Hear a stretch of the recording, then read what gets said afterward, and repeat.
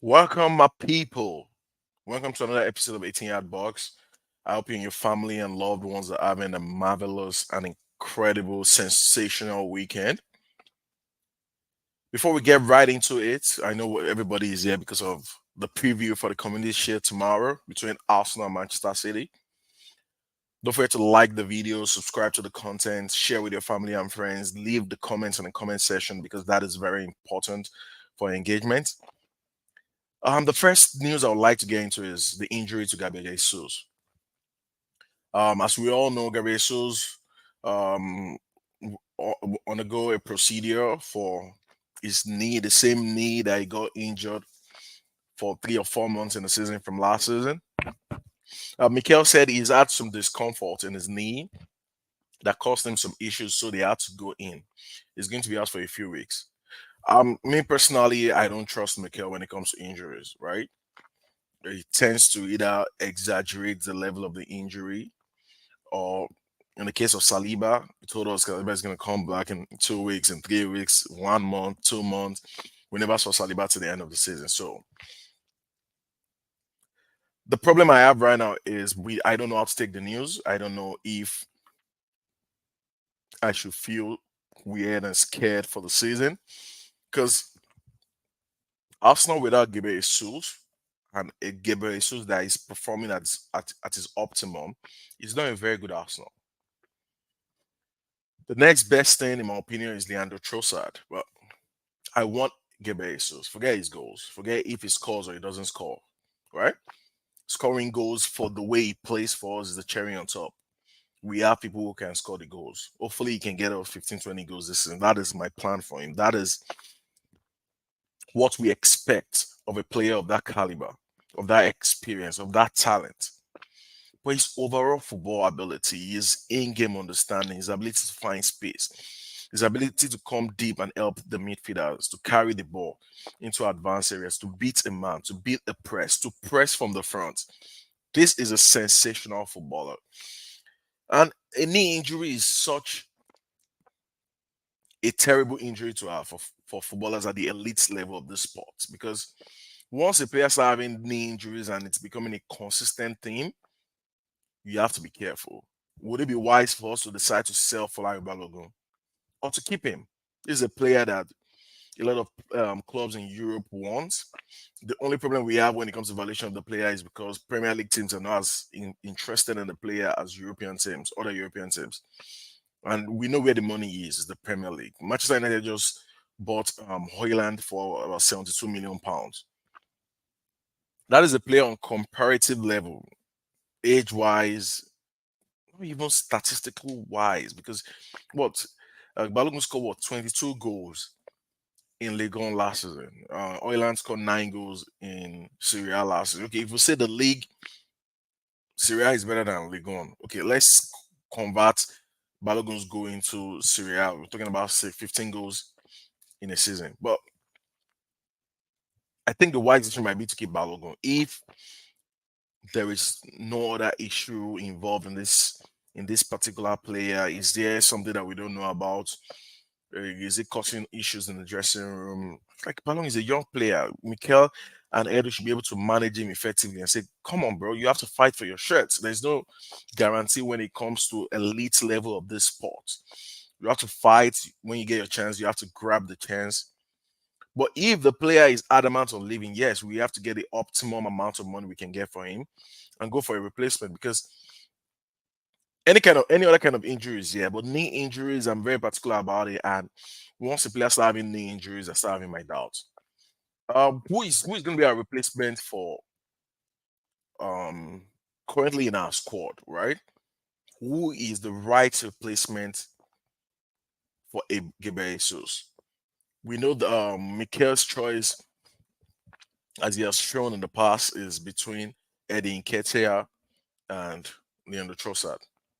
And Nketiah led the line for a period of what, 2 months, 2.5 months. It was decent. It was good. The only problem with Eddie when it comes to the way we play, when it comes to the system, the style we play, is that if he's not scoring, he's not doing so much. The difference or the disparity in the overall game of a player like Trossard or a player like Gabriel Jesus to Eddie is vast. Like is too much. In the sense that the amount of touches per game, dropping into the midfield to help the players to create overloads, dribbling ability, passing ability, crossing ability. Trossard, Gabriel, Jesus are better in this part of the game than Eddie Nketiah. And we know, Flying Balogun is not, I don't think he's wanted at Arsenal. But Kai Havertz has failed as a striker at Chelsea. Do we want to get into that experiment? Mikel, over several interviews, has said more or less that he wants to use Havertz as a midfielder. He has alluded to trying to use him in other positions, but he's mainly committed to using him as a midfielder. So I wouldn't want to go down that route. I've seen Havertz as an advanced eight on the left, and I'm very interested in to seeing how that experiment pans out, especially with the fact that we have people like Declan Rice, Jorginho, and Thomas Partey to carry that workload while we're trying to experiment. A lot of people are panicking. They're panicking in the sense that when you compare our preseason last season to this season, it seems like we are more prepared last season. But what you need to understand about that is we had a starting 11 last season, 11 or 12 players that we played throughout preseason. I was in Baltimore watching Arsenal against Everton preseason last season. We were magnificent. That was a point when I saw Saliba. I'm like, nah, this guy is generational. If you have never seen Saliba live, you will never understand it. With that size of the body, 6'4", 6'5", should not be able to run that fast, should not be able to move that much. It's a weird kind of player. The same thing with Van Dijk. And I think Saliba is probably more heavier than Van Dijk, or heavier than Van Dijk in this case. But that sheer size and volume of player should never be able to move and maneuver that much on the football pitch. But that's by the way. Who do you think, in your opinion, I want to see the comments in the comment section. Who do you think should be leading the line for Arsenal going forward? In the absence of Gabriel Jesus, let's assume that Gabriel Jesus' injury is long term. It's a knee injury. It seems like it's recurrent at this point. Who is your choice? Do we need to go into the transfer market? Because if we're saying our starting center forward is going to be between Trossard and Eddie, what that means is that Trossard is now eliminated from competing for Martinelli on the left wing. So we need another winger, because I don't think there's a striker out there right now in the football world that we can buy. Like if you can find one, let me know. Like, not the Mbappe's, the transfer that is probably impossible, but something that is related. Oli Watkins, that's a guy that I really liked, but it's gonna cost an arm and a leg. It's gonna cost like 50, 60 million pounds. Who else? In the Premier League, Ivan Toney is not really available right now, but we can sign him for January. And it's also a risk in the sense that it might not be match fit when it comes to January. It might not be ready to hit the ground running. I think our best bet is to keep Balogun, or we should sign a player like Kudus, who is versatile and can play in different positions, if that is what Mikel wants to do going forward, right? And just hope that Gabriel Jesus' injury is not that serious. But anyway, let's move on to the next thing. Oh, Mikel on Declan Rice, Kai Havertz, and during Timber bringing a winning mentality to the dressing room. He said, we have recruited them from important teams and they are bringing those experiences. The three of them are really young, but they've already done a lot in the game and in international football as well with their national teams, which is great. I saw a quote from Timber one time saying that he wants to be the best defender in the world. That is the ambition. That is the drive. That is the goal that we want from players coming to play for the Arsenal. Because the player knows what makes Arsenal special. He says Arsenal has got an aura, an elegance, and a class. You either have it or you don't. This is fact. This is factual in the sense that there is just something about Arsenal that you can. We're just a classy football club. We're a classy team. We're a team with unique tradition, a team that brings and elicits joy from people, we're just a magnificent football club. What we need to do going forward is to add trophies. Go back to the days of winning trophies, competing at the highest level, trying to win the Champions League, right? I want to win a Champions League with Arsenal in my lifetime. I want my children to see Arsenal lifting the Champions League. So I want a lot of Champions League before I leave this world with Arsenal. So that's by the way. Any photos showing Emil Smith Rowe and Bukayo Saka in training ahead of the Community Shield. My boys are ready. Saka and Emil Smith Rowe. Are they gonna be? Is Emil Smith Rowe gonna be starting tomorrow? We know Saka is gonna start. We know Saka with one leg is gonna play for Mikel Arteta. That is undroppable. That is the player. His go-to guy. He has absolute faith, trust in Bukayo Saka. He loves that boy to beat. That is his guy. So this season is going to be a big, massive, incredible season for Emil Smith Rowe. I think it could be a make or break season for him. One of him or Fabio Vieira, in my opinion, is going to make it this season, and the other one is going to leave next summer. One of them. I don't think both of them are going to make it. Just one of them, because of the volume of players we have in the squad. We have a massive, massive, massive squad. Mikel Arteta on Declan Rice's arrival, proving that Arsenal can challenge for Man City with Man City for players. I think the important thing is that we have a target and we have the resources that we need to bring a target in, which is something that we've never had in the past. We have a target, we don't have the money, or we don't have enough money. But as well that we can convince him and tell him things that excite him, that he feels inspired and that he wants to be a part of it. Winning one Premier League title with Arsenal right now is it's going to be worth three Premier League titles with Man City, because Man City is expected to do it. They're the best team in the land. They're the best, probably the best team in Europe, probably the best team in world football. That's a feeling that's a feeling that we're getting with every player that we want to sign, but as well with the players that we already have here. They are the ones that we really have to look after, with that feeling and willingness to be here and drive the club to be better every single day, and for them as players improve every single day. Keyword improve. You're here to improve. You're here to get better going forward. On the sad news, or not so much sad news, Ainsley Maitland-Niles is set to join Olympic Lyon on a 4-year deal. This is the player I really had high hopes for. I loved his language style, his style of play. It's kind of similar to Benjamin White. I think he could have made it at Arsenal if he decided to play as a fullback.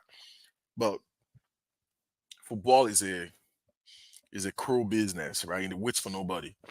He's decided to join Olympic Lyon and talks have entered the final stage. Like, I wish him the very best of luck.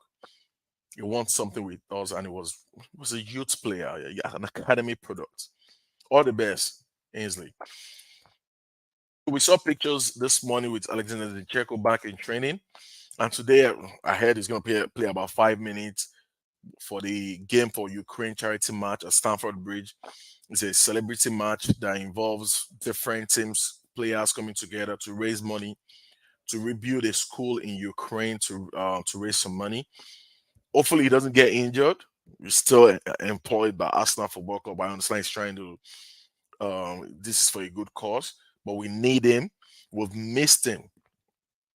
There is a stark difference between how we play when we have Zinchenko and when we don't have him. You see all those space you're seeing in Arsenal's midfield with Zinchenko, you're not going to see it. He also, in a sense, brings a level of stability to our defense, because Gabriel knows what Zinchenko is going to do. Gabriel will know where he needs to be. Saliba knows where to be. Ben White knows where they need to be. So it's going to be a marked difference when he comes back and when we see the best of him. According to Adam Keys, is saying the Balogun sale isn't just about bringing in money, it's also about our perception in the selling market. If we drop our value, Arsenal will continue to struggle to sell at market rates. Getting 40 million pounds at the absolute minimum is crucial with this sale. Yeah, I just don't want the guy sold. But anyway, somebody calling out Mark Goldbridge, the Manchester United fan, probably has the biggest fan channel for any team in the world. I think so. He said, Magobi tweeted this morning that Pratt will blame Onana for that goal. It's Dalot's pass. Any keeper with a super keeper is a big danger of getting beaten in that scenario. But he tweeted some time ago when Ramsey against Sporting Lisbon was out and it was lobbed by Ugarte, saying 100% Ramsey shouldn't get beat from there. It's just funny seeing the hypocrisy when it comes to this pundits or this football fans. Either it's on both ends of the scale. It happens with Arsenal fans. So I see some tweets sometimes from Arsenal fans, and I'm like, oh wow, you shouldn't be able to say that out loud. Fabrizio saying on Mohamed Kudus, said at the moment there is a lot of interest in Mohamed Kudus, and it's for sure a player to watch in the final weeks of the window. Arsenal called 2 weeks ago, nearly 3 weeks ago, to be informed on the deal. Chelsea also called a few days ago. Both clubs are informed on Kudus. Let's see what happens at Arsenal with the injury of Gabriel Jesus. Ateta said it's 2 weeks, so it shouldn't be serious. But Arsenal are monitoring the Kudus situation. Stop monitoring. What is the priority for us right now? Signing David Raya or signing Mohamed Kudus? I understand that we're signing Raya because Turner is leaving, he's going on the other end. But we need those options. We need Kudus. Kudus will be incredible for us in the sense that it could be a cover for Bukayo Saka when we need to rest and rotate on that side. And it could also play a multitude of positions. What that means is you could free up Trossard playing more as a center forward and competing with Eddie for that berth, especially if we're not trying to keep Folarin. I would like to judge Arsenal at the end of the transfer window anyway, because at this point, I don't know what is going through their mind. I don't know what the plan exactly is, but hopefully they make the right decisions for Arsenal. So they've been making very, very astute decisions throughout this period. What is your team for tomorrow? My team, ideally, I would want Trossard starting as a center forward. I want Trossard as number 9. Saka, Odegaard, um, Declan Rice or Kai Havertz. I don't know. I don't care wherever one of them starts. Martinelli on the left wing. Thomas Partey. We can't get Zinchenko here, so Zinchenko probably will probably play Eteni as a left back and Benjamin White. I want Timber bench, Kirill bench, or play Kirill. I saw Kirill has been very, very good. I've been very, very impressed with Kirill as inverted on that left hand side. Him and Gabriel are very astute understanding. But anyway, I would like to see what you think. It's very important in this community what you think in the comment section. Don't forget to like and subscribe to the video. And we're back tomorrow for either a quick preview of the game once we know the team sheet, or after the game, we would like to review the game and see what are the things that we can take out of the game. So do have a wonderful rest of the day with your friends and family. Goodbye and stay blessed.